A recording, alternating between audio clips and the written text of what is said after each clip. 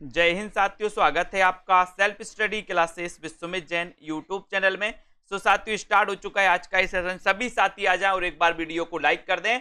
और जिन भी साथियों ने अभी तक सेल्फ स्टडी क्लासेस का ऐप डाउनलोड नहीं किया, वो सभी साथी सेल्फ स्टडी क्लासेस का ऐप जरूर डाउनलोड कर लें। ठीक है, आपका सेल्फ स्टडी क्लासेस ऐप है दोस्तों, जिसमें अगर आप टीजीटी पीजीटी का अध्ययन कर रहे हैं या हिंदी साहित्य आपका सब्जेक्ट है, तो हिंदी साहित्य का अध्ययन निरंतर जारी रखने के लिए दोस्तों आपके लिए बढ़िया कोर्स लॉन्च किया गया 1200 में 12 महीने के लिए। ठीक है, तो आप हिंदी साहित्य के संपूर्ण कोर्स में एडमिशन ले सकते हैं।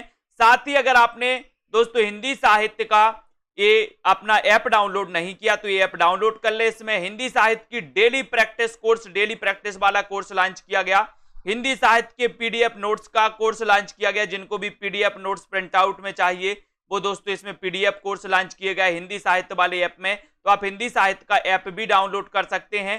साथ ही दोस्तों आपके लिए हिंदी साहित्य का आदिकाल, भक्तिकाल और रीतिकाल, ये पीडीएफ नोट्स का कोर्स लॉन्च किया गया, जिसका आपका प्रिंट आउट भी निकल जाएगा। तो ये कोर्स मात्र 750 का है। आदिकाल, भक्तिकाल और रीतिकाल, इसका पूरा विस्तृत अध्ययन, बहुत ही इंपॉर्टेंट चीजें, सारी चीजों का समावेश इसमें दोस्तों किया गया है।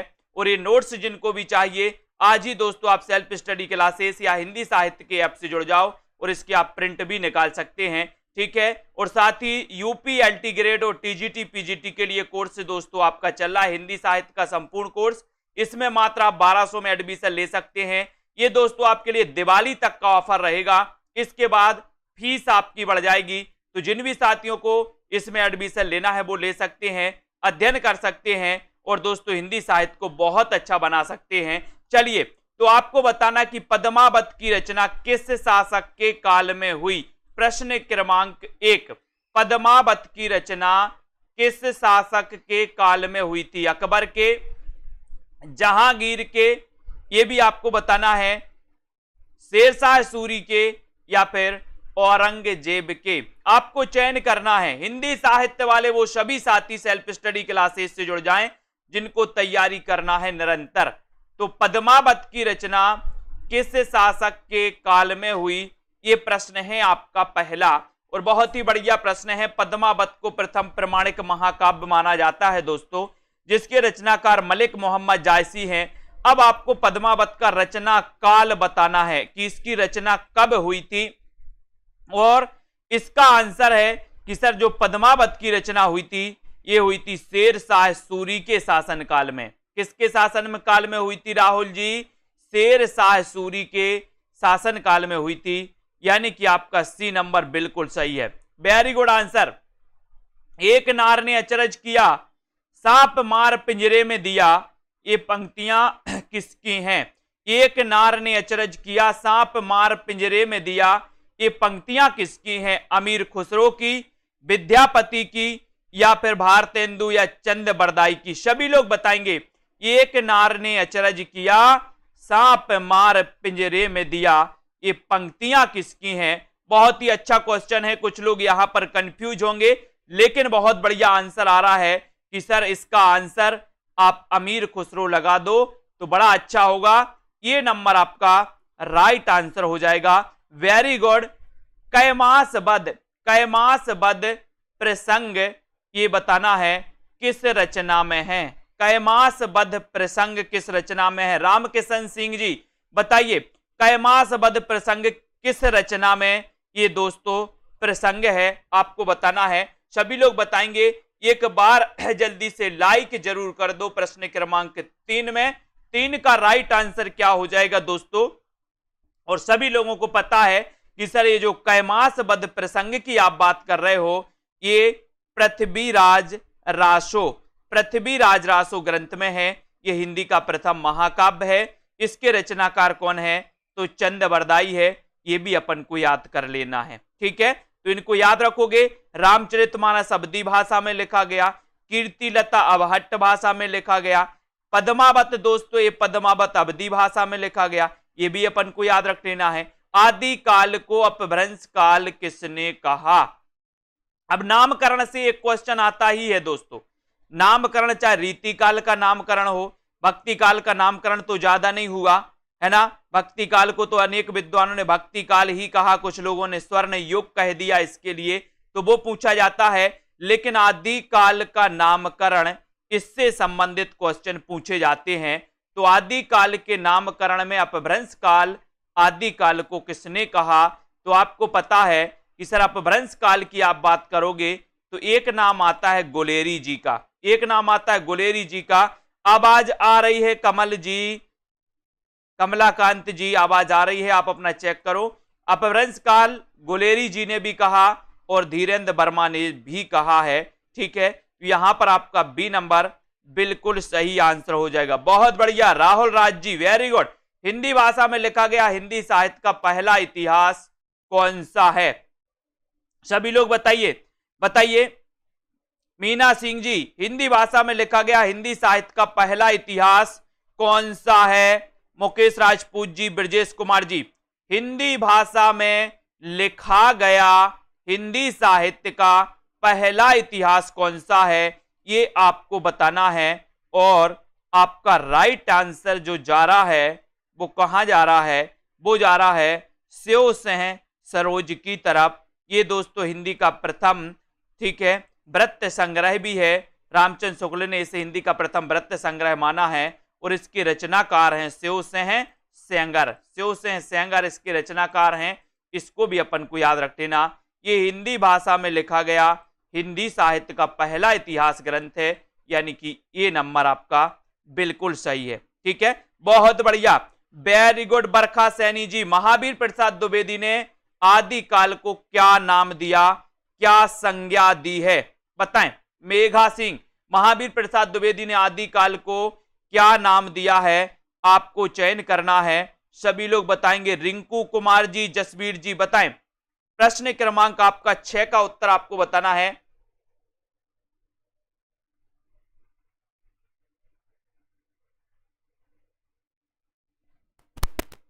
छह का उत्तर सभी लोग बताएंगे जल्दी से। महावीर प्रसाद द्विवेदी ने आदि काल को क्या नाम दिया है?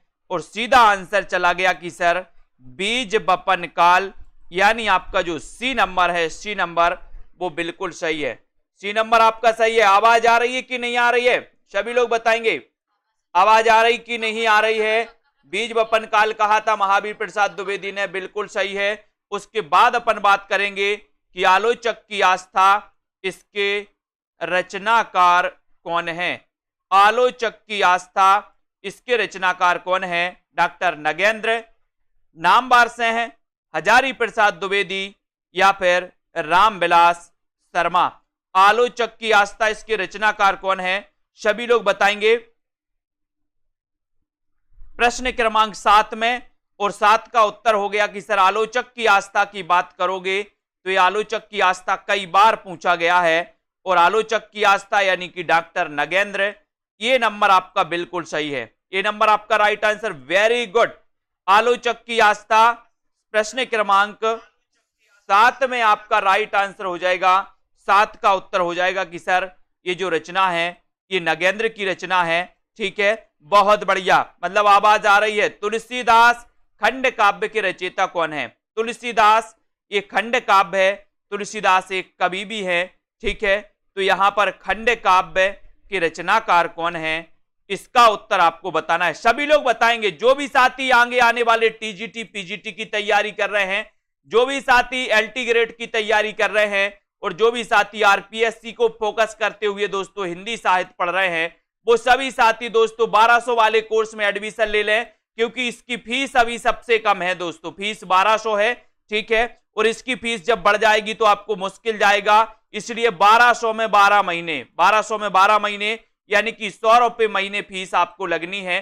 तुलसीदास खंड काव्य के रचयिता है निराला जी, ठीक है। तो यहां पर आपका ये नंबर बिल्कुल सही है। इन्हें मुक्त छंद का प्रवर्तक माना जाता है, निराला जी को। डॉक्टर रामकुमार वर्मा ने हिंदी साहित्य का आलोचनात्मक इतिहास में कौन सा दोस्तों चित्रण किया है, ये आपको बताना है। बताएं कहां से कहां तक किया है इन्होंने? 875 से 1850 तक, 1075 से 1900 तक, 693 से 1693 तक, या फिर 950 से 1950 तक। प्रश्न क्रमांक 9 का उत्तर आपको बताना है और 9 का उत्तर आपका हो जाएगा, क्या हो जाएगा जल्दी से बताएं। रामकुमार वर्मा ने हिंदी साहित्य का आलोचनात्मक इतिहास लिखा था 1938 में, 1938 में लिखा। और इन्होंने दोस्तों इसमें 693 से लेकर के 1693 ईस्वी तक का इसमें क्या है चित्रण मिलता है।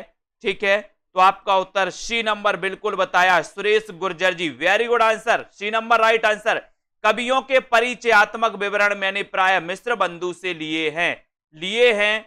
ये किसका कथन है, ये किसका कथन है? कवियों के परिचयात्मक विवरण मैंने प्राय मिश्र बंधु विनोद से लिए हैं, ये किसका कथन है? प्रश्न क्रमांक 10 का उत्तर आपको बताना है। निरंतर अध्ययन करना है दोस्तों आपको। आप अगर निरंतर अध्ययन करते हो तो निश्चित ही आपकी सफलता सुनिश्चित होती है। आप क्या करते हो, अध्ययन करते हो, फिर बीच में छोड़ देते हो, भूल जाते हो, फिर जीरो से अध्ययन करते हो, तो ये दोस्तों आपके लिए बहुत दुखदाई होता है पेपर के लिए। क्योंकि आप हिंदी साहित्य को फोकस कर रहे हो तो निरंतर अध्ययन बनाए रखो, चाहे रोज 1 घंटे भले ही पढ़ो, लेकिन निरंतर आपको पढ़ना है। ठीक है, तो कवियों के परिचयात्मक विवरण मैंने प्राय मिश्र बंधु से लिए हैं, ये कथन किसका है?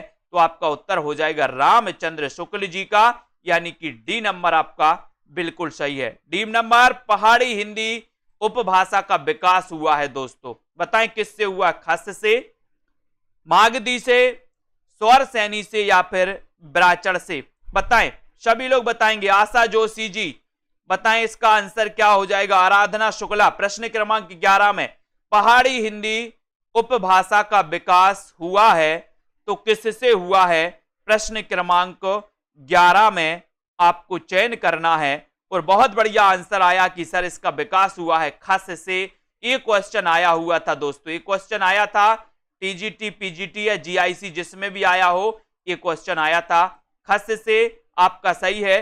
ढूंढाड़ी किसे कहते हैं? ढूंढाड़ी किसे कहते हैं, किस बोली को कहते हैं, आपको बताना है। ढूंढाड़ी किस बोली को कहते हैं? बहुत ही अच्छा क्वेश्चन। प्रश्न क्रमांक 12 में वीडियो को लाइक करते चलें, शेयर करते रहें। वंदना सोनी जी, मोहित जी बताइए। प्रश्न क्रमांक 12 में अर्चना चतुर्वेदी जी, ढूंढाड़ी किसे कहते हैं? प्रश्न क्रमांक 12 और बहुत ही बढ़िया प्रश्न है और सीधा आंसर आपका जा रहा है 12 नंबर में कि सर जयपुरी जो बोली है उसे ढूंढाड़ी कहते हैं। क्या कहते हैं?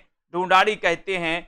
यानी कि दोस्तों आपका जो ये नंबर है वो बिल्कुल सही है। ठीक है, राजस्थानी हिंदी से संबंधित होती हैं जयपुरी, मारवाड़ी, मेवाती और मालवी ये जयपुरी हिंदी के अंतर्गत आती हैं दोस्तों। इनको अपन को याद रख लेना। ये पूर्वी राजस्थानी है, बिल्कुल सही है। ये उत्तरी राजस्थानी है, इनको भी अपन को याद कर लेना। खड़ी बोली को मर्दानी भाषा किसने कहा? बहुत अच्छा क्वेश्चन है। खड़ी बोली को मर्दानी भाषा किसने कहा है? भारतेंदु जी ने, ग्रियर्सन ने, हार्नले ने या फिर सुनीति कुमार चटर्जी ने? सभी लोग बताएं उत्तर क्या हो जाएगा। उत्तर आपको चयन करना है। जिज्ञांशु गुप्ता जी बताइए, खड़ी बोली को मर्दानी भाषा किसने कहा है? खड़ी बोली को मर्दानी भाषा किसने कहा? प्रश्न क्रमांक 13 में। और आपका उत्तर जा रहा है बिल्कुल सही आंसर, वेरी गुड, बहुत बढ़िया कमला ठाकुर जी। सुनीति कुमार चटर्जी, यानी कि आपका डी नंबर बिल्कुल सही है। सुनीति कुमार चटर्जी ने खड़ी बोली को मर्दानी भाषा कहा। और खड़ी बोली पश्चिमी हिंदी से निकली हुई दोस्तों ये बोली है। अपन ने पढ़ा था पश्चिमी हिंदी की बोलियों के बारे में। कानों के खड़ी बुंदेली, ब्रजभान हरि के पास, तो कानों से कन्नौजी, खड़ी से खड़ी, बुंदेली से बुंदेली, ब्रज से ब्रज और हरि से हरियाणवी। खड़ी बोली का अन्य नाम क्या है? तो आपका उत्तर होता है कौरबी। कौरबी इसका अन्य नाम है, ये भी अपन को याद कर लेना है। और ये आपको बताना है कि देवनागरी का मानवीकरण कब और किसने किया? पंजाब लेक्चरर में आया था, बहुत बढ़िया जसवीर जी। देवनागरी का मानकीकरण कब और किसने किया? बताइए। देवनागरी का मानवीकरण आपको बताना है। जीके क्विज जी, प्रश्न क्रमांक 14 में आपको बताना है। और देवनागरी का मानकीकरण कब हुआ? बहुत ही अच्छा क्वेश्चन है। मानकीकरण की बात हो रही है तो आपका 14 में उत्तर क्या होता है। देखते हैं कौन कौन सही बताता है और सही सही आंसर बता रहे हैं। Anurag Yadav, very good. और बताएं। और देवनागरी लिपि, देवनागरी का जो मानकीकरण हुआ दोस्तों, वो हुआ है 1966 ईस्वी में केंद्रीय हिंदी निदेशालय के द्वारा, यानी कि आपका उत्तर बी नंबर बिल्कुल सही है। बी नंबर आपका राइट आंसर, वेरी गुड। भक्ति आंदोलन ना तो तदयुगीन पराजित हिंदू जाति की निराशा से उद्वेलित इस्लाम की प्रतिक्रिया है। ये किसकी उक्ति है? ये किसकी उक्ति है? आपने पढ़ा होगा कि इस बात को हम जोर देकर कहना चाहते हैं कि इस्लाम भी ना आया हुआ होता तब भी हिंदी साहित्य का इतिहास वैसा ही रहता जैसा कि आज है। ये कथन किसका है? तो ये कथन हजारी प्रसाद द्विवेदी का कई बार पूछा गया है। अब आपको यहां पर बताना है प्रभात जी प्रश्न क्रमांक 15 में, और 15 का उत्तर हो जाएगा कि सर भक्ति आंदोलन ना तो तदयुगीन पराजित हिंदू जाति की निराशा से उद्वेलित है ना, और ना ही दोस्तों, और ना ही इस्लाम की प्रतिक्रिया। ये कथन है हजारी प्रसाद द्विवेदी, जिनका जन्म हुआ था 1907 में, यानी कि आपका उत्तर बी नंबर बिल्कुल सही है। उत्तर अपभ्रंश को पुरानी हिंदी किसने कहा? यहां से 3 क्वेश्चन बताते हैं। मैंने आपको कई बार बताया है कि अपभ्रंश को पुरानी हिंदी नहीं माना तो हजारी प्रसाद द्विवेदी ने। साहित्यक अपभ्रंश को पुरानी हिंदी किसने कहा? तो रामचंद्र शुक्ल ने साहित्यक अपभ्रंश को पुरानी हिंदी कहा। अब यहां पर उत्तर अपभ्रंश को पुरानी हिंदी किसने कहा, ये आपसे पूछा गया है, तो आपको बताना है प्रश्न क्रमांक 16 में, और 16 का आंसर आपका हो जाएगा कि सर ये कहा है उत्तर अपभ्रंश को चंद्रधर शर्मा गुलेरी ने, यानी कि आपका सी नंबर बिल्कुल सही है। ठीक है, बहुत बढ़िया आंसर। 84 वैष्णव की वार्ता, इसके लेखक कौन है? आपको पता होगा, वल्लभाचार्य का नाम आपने सुना होगा दोस्तों। सूरदास के गुरु थे, पुष्टि मार्ग के प्रवर्तक थे वल्लभाचार्य, और वल्लभाचार्य के शिष्यों का वर्णन जो मिलता है वो 84 वैष्णव की वार्ता में मिलता है। विठल नाथ के शिष्यों का जो वर्णन मिलता है वो 252 वैष्णव की वार्ता में मिलता है। लेकिन आपको बताना है कि 84 वैष्णव की वार्ता और 252 वैष्णव की वार्ता, इसके रचनाकार कौन है? दोनों के रचनाकार बताना है। और साथ ही अगर आपको रचना काल पता है तो रचना काल भी आप बताइए कि इन दोनों रचनाओं का रचना काल क्या है, प्रश्न क्रमांक 17 में। और उत्तर हो गया गोकुल दास, यानी कि आपका जो बी नंबर है ये बिल्कुल सही है। गोकुलनाथ इसके माने जाते हैं दोस्तों, गोकुलनाथ। ठीक है, ये नाथ है गोकुलनाथ। और 84 वैष्णव की वार्ता या 252 वैष्णव की वार्ता गोकुलनाथ, वेरी गुड आंसर। अब आपको इसके रचना काल बताना है। कौन बताता है? हिंदी नवरत्न के लेखक कौन है? हिंदी नवरत्न के लेखक कौन है? साथ ही इसका रचना काल भी आपको बताना है। हिंदी नवरत्न का रचना काल क्या है और आपको बताना है कि इसके रचनाकार कौन है। सभी लोग बताएंगे 1568, वेरी गुड, बहुत बढ़िया। Jasveer ji, Mohit ji, Brajesh Kumar ji, very good, very very good, बहुत बढ़िया। अब यहां पर अगला क्वेश्चन है, जल्दी से बताइए प्रश्न क्रमांक 18 में कि हिंदी नवरत्न के लेखक कौन है 18 नंबर में। और 18 नंबर का आंसर है कि सर मिश्र बंधु है। रचना काल क्या है? तो बहुत ही अच्छे से आपने बताया 1910, यानी कि आपका डी नंबर बिल्कुल सही है, very good answer. Shivsena Sengar और ग्रियर्सन के साहित्य इतिहास ग्रंथों के लिए आचार्य रामचंद्र शुक्ल ने किस शब्द का प्रयोग किया है? किस शब्द का प्रयोग किया है आपको जल्दी से बताना है, और जल्दी से एक बार वीडियो को लाइक जरूर कर देना है। शिवसेन सेंगर और ग्रियर्सन के साहित्य इतिहास ग्रंथों के लिए आचार्य रामचंद्र शुक्ल ने किस शब्द का प्रयोग किया है, वो आपको चयन करना है। तो बताइए जल्दी से। और सेल्फ स्टडी क्लासेस ऐप को डाउनलोड कर लें। नीचे हिंदी साहित्य के ऐप की दोस्तों लिंक दी है आपको प्रश्न क्रमांक 19 में, और सीधा आंसर जा रहा है कि सर वृत्त संग्रह, यानी कि ए नंबर आपका बिल्कुल सही है, बी नंबर आपका सही है, वृत्त संग्रह। ठीक है, पृथ्वीराज रासो को किसने सर्वप्रथम विवादास्पद घोषित किया? सबसे पहले किसने विवादास्पद घोषित किया? ये क्वेश्चन है। मैक्स मूलर ने, मोतीलाल मिनारिया ने, डॉक्टर बुलर ने, या फिर कर्नल टॉड ने? यानी कि 20 का प्रश्न आपको चयन करना। लाइक कर देना एक बार सभी साथी, और शेयर जरूर कर दो दोस्तों। और जिन भी साथियों ने अभी तक सेल्फ स्टडी क्लासेस का ऐप डाउनलोड नहीं किया, अतुल केसरवानी जी, तो यहां पर 20 का आंसर बताना है, और उत्तर चला गया डॉक्टर बुलर, यानी कि सी नंबर आपका बिल्कुल सही है। बहुत बढ़िया। डॉक्टर बुलर ने सबसे पहले पृथ्वीराज रासो को विवादास्पद घोषित किया, और आपको पता है कि सबसे ज्यादा इसकी जो विवादित स्थिति है वो इसकी क्या है? ऐतिहासिकता। क्या है? ऐतिहासिकता। Very good. पृथ्वीराज रासो को हिंदी का पहला महाकाव्य किसने माना, और इसमें अध्यायों को क्या कहा जाता है? इसमें जो अध्याय हैं उन्हें क्या कहा जाता है? तो बताना है आपको। आकांक्षा गुप्ता जी बताइए, सभी लोग बताएं। प्रियंका जी, अनुराग जी, मनोरमा जी। प्रश्न क्रमांक 21 में पृथ्वीराज रासो को हिंदी का पहला महाकाव्य किसने माना है? फटाफट से बताएंगे, लाइक करेंगे, और 21 का आंसर आपको बताना है। और 21 में आपका सही उत्तर होगा कि सर पृथ्वीराज रासो को हिंदी का पहला महाकाव्य जो माना है वो आचार्य रामचंद्र शुक्ल ने माना, और इसमें जो अध्याय है उसे समय कहा जाता है। यानी कि आपका उत्तर ए नंबर जो आपने बताया वो तो बिल्कुल सही है। ठीक है। चरम व्यक्तिवाद ही प्रयोगवाद का केंद्र बिंदु है, ये कथन किसका है? चरम व्यक्तिवाद ही प्रयोगवाद का केंद्र बिंदु है, ये कथन किसका है? डॉक्टर नामवर सिंह का, रामविलास शर्मा का, रामधारी सिंह दिनकर का, या फिर जयशंकर प्रसाद का? जयशंकर प्रसाद का। प्रश्न क्रमांक 22 और 22 में चरम व्यक्तिवाद ही प्रयोगवाद का केंद्र बिंदु है, ये कहा है। किसने कहा? देखते हैं कौन कौन सही बता रहा है, और बहुत सारे लोगों ने बिल्कुल सटीक आंसर बताया है। ठीक है, वेरी गुड। रामेंद्र जी, आपका उत्तर है कि सर इसमें नामवर सिंह लगा दो, यानी कि 1 नंबर लगा दो।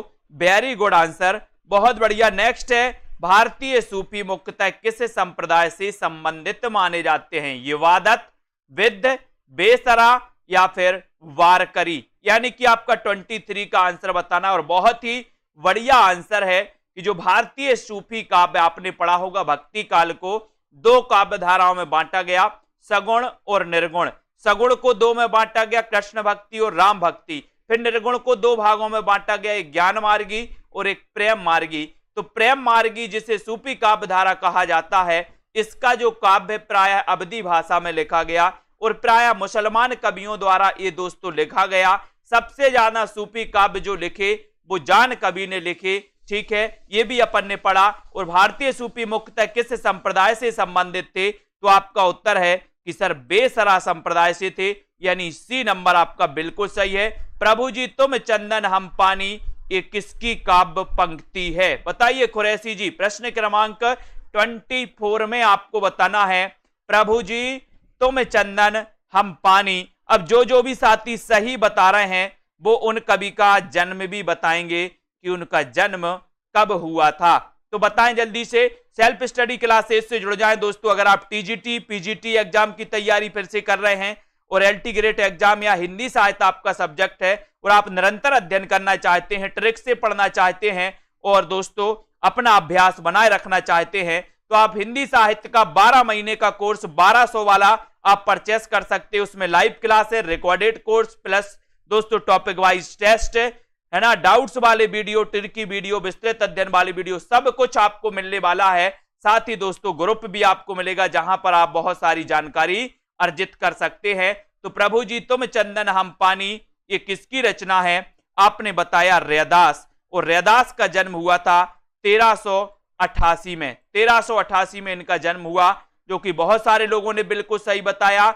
मृगावती को सूफी काव्य की प्रथम रचना किसने माना है? सभी लोग बताएं, बताएं। जिज्ञांसु गुप्ता जी, मन चंगा तो कठौती में गंगा, बहुत बढ़िया, बिल्कुल सही है। रेखा बोरा जी, प्रश्न क्रमांक 25 में बताइए, मृगावती को सूफी काव्य की प्रथम रचना किसने माना? ग्रियर्सन, रामचंद्र शुक्ल द्विवेदी जी या फिर राम कुमार वर्मा मृगावती को सूफी काव्य धारा की प्रथम रचना किसने माना है? और आपका उत्तर चला गया कि सर वो माना है आचार्य शुक्ल ने, यानी सी आपका राइट आंसर है। बहुत बढ़िया आंसर, सी नंबर सही है। चंदायन को दूसरे किस नाम से स्वीकार किया जाता है? यानी कि आपको बताना है कि चंदायन का दूसरा नाम क्या है। चंदायन का दूसरा नाम क्या है? 12 मासा, आलाखंड, फागु या फिर लोर कथा या लोर कहा। प्रश्न क्रमांक 27। बहुत बढ़िया, मृगावती 1503 इसका रचना काल है। चंदायन को दूसरे किस नाम से भी स्वीकार किया जाता है? 26 का आंसर आपको चयन करना है। और लगभग सभी से बनेगा कि सर इसे लोर कहा या लोर कथा के नाम से जाना जाता है। यानी कि आपका जो दोस्तों डी नंबर है वो बिल्कुल सही है। लेकिन आप लोगों ने ये नहीं सोचा कि सर ने सिर्फ लोर चंदायन का दूसरा नाम पूछा, हम लेखक भी बता देते हैं। तो इसके लेखक भी आप बता दीजिए, चंदायन के लेखक कौन है। रचना काल भी अगर पता है तो वो भी बता दीजिए, जल्दी से बता दो। चंद हसीनों के खतूत ये किसकी रचना है? चंद हसीनों के खतूत ये किसकी रचना है? बेचन शर्मा उग्र की, मुंशी सदा सुखलाल की, शिव पूजन सहाय की या फिर चतुर सेन शास्त्री की। प्रश्न क्रमांक 27 में चंद हसीनों के खतूत ये रचना किसकी है? मैंने कई बार आपको बताया है कि हसीनों को आते हैं क्या क्या बहाने, खुदा भी ना जाने तो हम कैसे जाने। तो हसीनों के खतूत बोले सर उग्र होते हैं। चंद हसीनों के खतूत क्या होते हैं? उग्र होते हैं। तो आपका पांडे बेचन शर्मा उग्र, यानी कि आपका जो ए नंबर है वो बिल्कुल सही है। ठीक है, चंद हसीनों के खतूत क्या होते हैं? बोले सर उग्र होते हैं। तो इसके रचनाकार उग्र है, यानी कि ये नंबर आपका सही है। कौन सा उपन्यास ऐतिहासिक नहीं है? और ऐतिहासिक उपन्यास के जनक कौन है? ऐतिहासिक कहानी के जनक कौन है? आपको कमेंट में लिखना है। सभी लोग बताएंगे उत्तर क्या है। कौन सा उपन्यास ऐतिहासिक नहीं है ये भी आपको बताना है। बताइए, पुनर्नवा, मृगनयनी, सन्यासी या फिर सह सेनापति। यानी कि 28 का आंसर, 28 का आंसर सभी लोग बताएंगे। कौन सा उपन्यास ऐतिहासिक नहीं है ये आंसर बताना है। और प्रश्न क्रमांक 28 में आपका राइट आंसर हो जाएगा कि सर जो सन्यासी उपन्यास है ये ऐतिहासिक नहीं है। बाकी पुनर्नवा, मृगनयनी और सह सेनापति ये ऐतिहासिक हैं। आपको बताना ऐतिहासिक उपन्यास के जनक कौन है, ऐतिहासिक कहानी के जनक कौन है। जल्दी से, आपको ऐतिहासिक उपन्यास पूछा गया तो बताएं कौन है। सबसे पहले ऐतिहासिक उपन्यास के जनक बताओ, फिर ऐतिहासिक कहानी के जनक कौन है ये भी आपको बताना है। तो देखते हैं, उपन्यास के किशोरी बताएं। हाँ, बहुत बढ़िया, किशोरीदास वाजपेयी है ना। ऐतिहासिक उपन्यास के जनक कौन है? किशोरीदास वाजपेयी। और ऐतिहासिक कहानी के जो जनक हैं वो वृंदावन लाल वर्मा। ठीक है, ये उल्टा हो जाता है कभी कभी, क्योंकि वृंदावन लाल वर्मा ने भी ऐतिहासिक उपन्यास लिखे हैं। लेकिन आपको याद रख लेना है, ऐतिहासिक उपन्यास के किशोरीदास वाजपेयी है ना।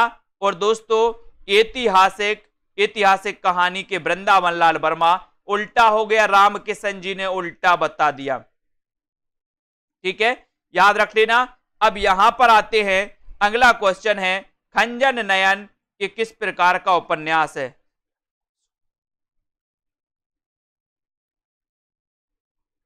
जल्दी से बताइए।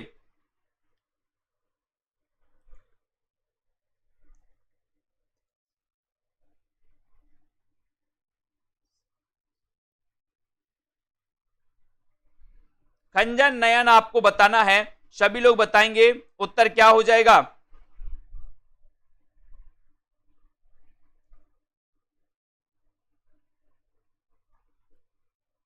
और ये खंजन नयन आपसे पूछा गया है तो आपका उत्तर क्या है, जल्दी से बताओ।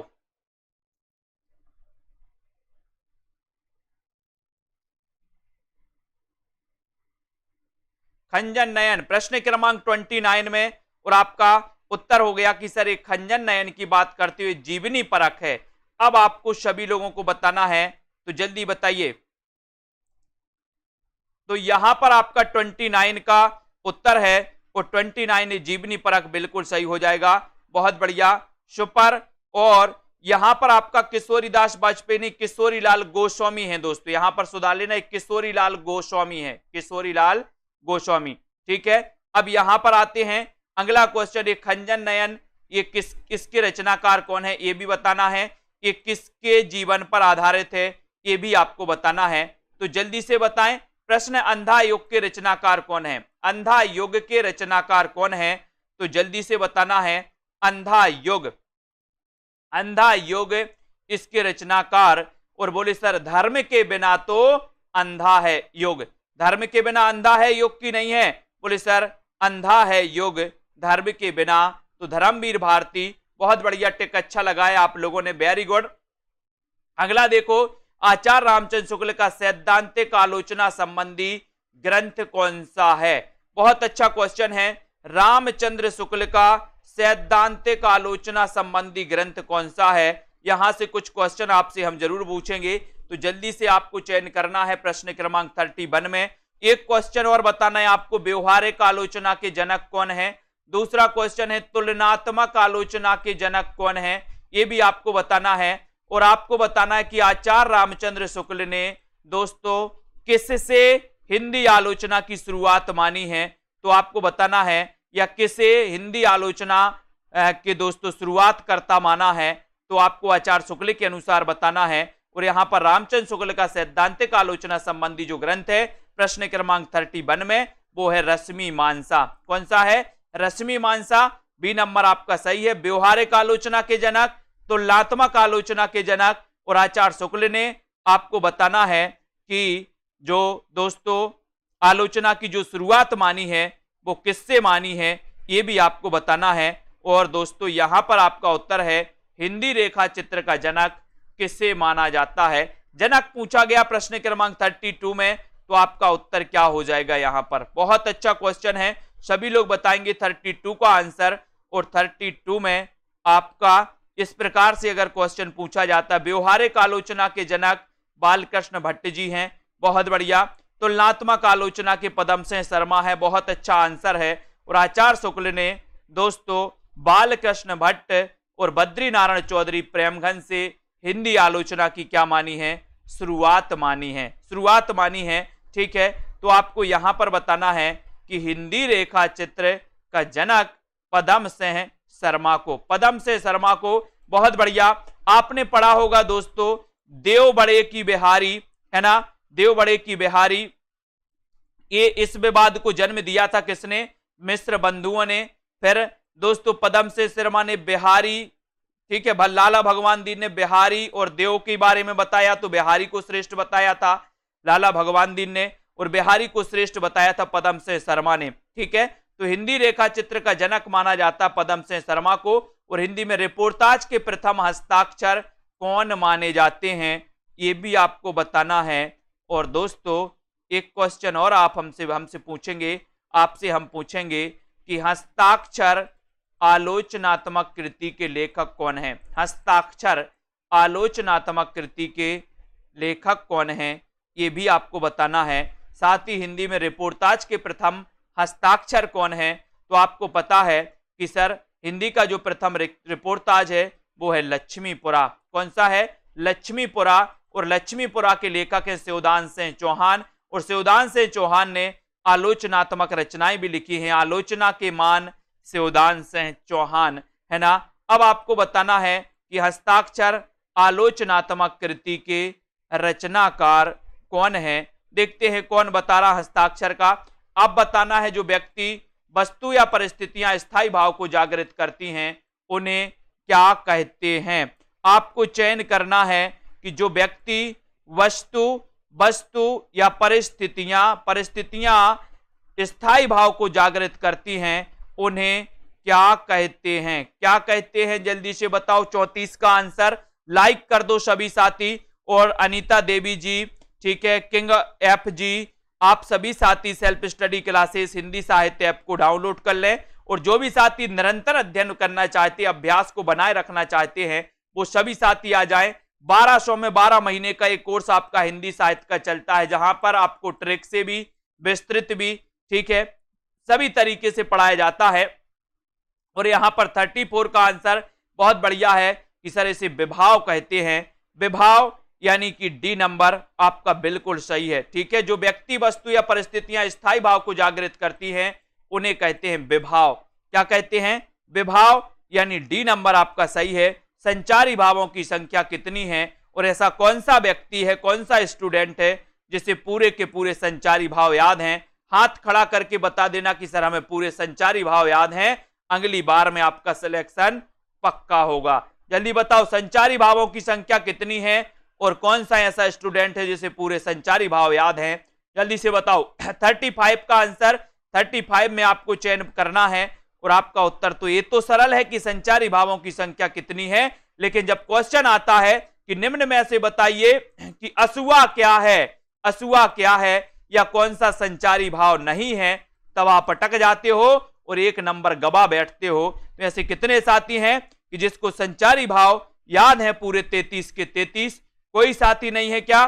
भरत मुनि के नाट्य शास्त्र में किस अलंकार का उल्लेख नहीं है? नहीं है पूछा गया यहां पर, तो किसका उल्लेख नहीं है? जल्दी बताओ। यमक, उपमा, श्लेष या फिर दीपक? बहुत बढ़िया क्वेश्चन है, जल्दी से बताओ। 36 का आंसर आपको बताना है। भरत मुनि के नाट्य शास्त्र में 4 अलंकारों का, बहुत बढ़िया, बहुत सारे लोगों को याद है, 4 अलंकार बताए हैं भरत मुनि ने। कितने अलंकार बताए हैं? 4 अलंकार बताए हैं।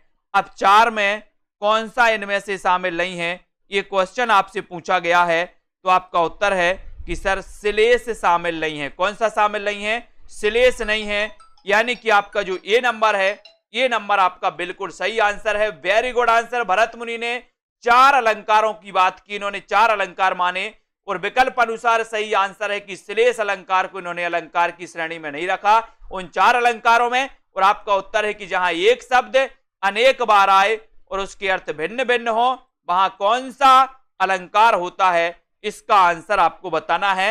उपमा, यमक, रूपक, दीपक बिल्कुल सही है। राहुल जी, प्रश्न क्रमांक 37 का उत्तर सभी लोग बताएंगे कि जहां एक शब्द अनेक बार आए, उसके अर्थ भिन्न भिन्न हो, वहां कौन सा अलंकार होता है? सभी लोग बताएं, उत्तर क्या हो जाएगा? प्रश्न क्रमांक 37 का राइट आंसर आपको चयन करना है और सीधा आंसर आपका जा रहा है कि सर वहां पर यमक अलंकार हो जाएगा, यानी कि आपका जो डी नंबर है। बहुत बढ़िया। जहां एक शब्द अनेक बार आए और उसके अर्थ भिन्न भिन्न हो, कनक कनक ते 100 गुनी, है ना, इस प्रकार से, तो आपका डी नंबर यानी कि ए नंबर आपका सही। हिंदी में रीति सिद्धांत के प्रथम प्रस्तोता आचार्य कौन है? रीति सिद्धांत के प्रथम प्रस्तोता, हिंदी की बात हो रही है। वैसे अपन पढ़ते कि ही रीति संप्रदाय के प्रवर्तक वामन माने जाते हैं, लेकिन हिंदी में रीति सिद्धांत के प्रथम प्रस्तोता कौन माने जाते? 38 का आंसर आपको चयन करना है। 38 में आपको उत्तर बताना है और सीधा आंसर आपका जा रहा है कि सर यहां पर उत्तर आप केशव दास लगा दो। केशव दास मैंने लगा दिया। श्याम सुंदर दास और नगेंद्र ने केशव दास को रीतिकाल का प्रवर्तक माना और आपको इनका जन्म बताना है कि इनका जन्म कब हुआ।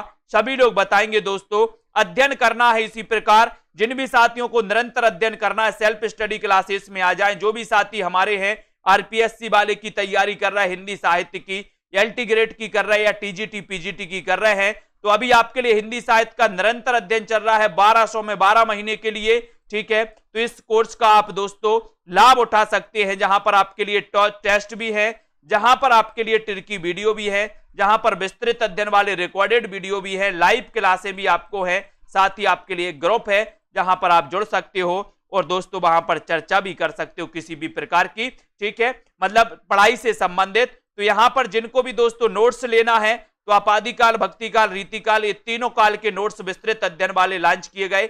मात्र 750 में नोट्स के प्रिंट आउट आप निकलवा सकते हैं, ठीक है। और दोस्तों यहां पर यूपी एलटी ग्रेड के लिए आप मात्र 1200 में एडमिशन ले सकते हैं। हिंदी साहित्य के ऐप को डाउनलोड कर लें और साथ ही दोस्तों ये हमारा सेल्फ स्टडी क्लासेस ऐप है जिसको आप डाउनलोड कर सकते हैं और आगे बढ़ सकते हैं। वीडियो को लाइक करके शेयर कर सकते हैं। तो ऐसे कितने इच्छुक साथी हैं जिनको हिंदी साहित्य का निरंतर अध्ययन करना है। ऐसे कितने हमारे साथी हैं जो निरंतर अध्ययन करना चाहते हैं एक प्रेशर के साथ, यानी कि अगर आपके हाथ में सौंप दिया जाए तो आप पढ़ाई नहीं करते। जब आप दोस्तों यहां पर आते हैं तो आपके लिए निरंतर क्लासें होती हैं, तो आपको जबरदस्ती पढ़ाई करनी पड़ती है। तो आप व्यक्ति कोचिंग क्यों जाता है? वैसे तो किताबों में सब कुछ लिखा है, किताबों से पढ़ सकते, लेकिन कोचिंग इसलिए जाते जिससे नियमितता बनी रहे, निरंतरता बनी रहे अपने अध्ययन की। इसलिए दोस्तों निरंतरता के लिए अपना बहुत ही अच्छा कोर्स चल रहा है। तो हमारे सभी साथी मीनाक्षी, श्वेता जी, नीतू, पूनम जी, अमन जी, रीता जी, मोहित जी, राहुल राज जी, वो सभी साथी, विजय लक्ष्मी, शाम पंडित, हर्षिता मौर्य जी, सभी साथी जिनको कोर्स में एडमिशन लेना है ले सकते हैं, अध्ययन कर सकते। रेखा त्रिपाठी जी, किरण भारती जी, ज्ञानेश जी, जिज्ञांशु गुप्ता जी और दोस्तों कल्पना जी, सभी साथी लाइक करें, शेयर करें और जुटे रहें इसी प्रकार से अध्ययन में। ठीक है, रामकिशन जी बहुत बढ़िया, धन्यवाद सभी साथियों को। जय हिंद।